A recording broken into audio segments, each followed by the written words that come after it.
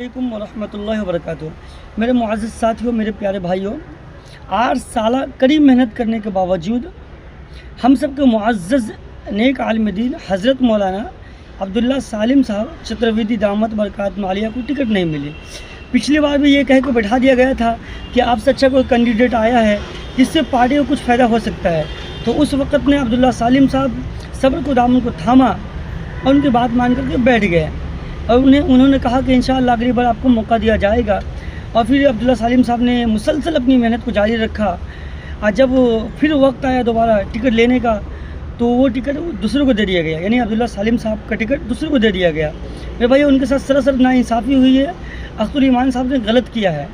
मैं अख्तरुल ईमान साहब से एक सवाल करता हूँ, पूछना चाहता हूँ कि मौलाना अब्दुल्ला सालिम साहब के अंदर क्या कमी थी कि आपने टिकट नहीं दिया?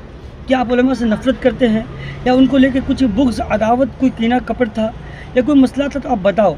और दूसरी बात, ये अगर पैसों की तकलीफ़ थी तो मैंने आज ही सुबह हम सब के दिलों के धड़कन नाज़िम मुशायरा मुजाहिद हसन हबीबी साहब दामत बरकातुहू आलिया के ज़ुबान से मैंने सुना उसके वीडियो के ज़रिए कि कुछ चंद ख़वातीनें जो कह रही थी कि अगर अब्दुल्ला सालिम साहब को इलेक्शन लड़ने में पैसों की तकलीफ़ आती है, पैसों की दिक्कत आती है तो हम लोग अपने ज़ेवरात को बेच करके उनकी मदद करेंगे। मेरे भाइयों, हम सबको कभी उम्मीद थी अब्दुल्ला सालिम साहब को लेकर के अगर वो सियासत में आते हैं तो एक अलग की क़यादत खड़ी करेंगे, जिससे मतलब हर इंसान को फ़ायदा होगा, हिंदू हो, मुस्लिम हो, कोई भी धर्म ताल्लुक़ रखने वाला हो, सबको फ़ायदा होगा। वो हिंदू मुस्लिम नहीं होगा। अगर उलमा आते हैं सियासत में तो इंशाअल्लाह एक अलग पहचान बनेगी।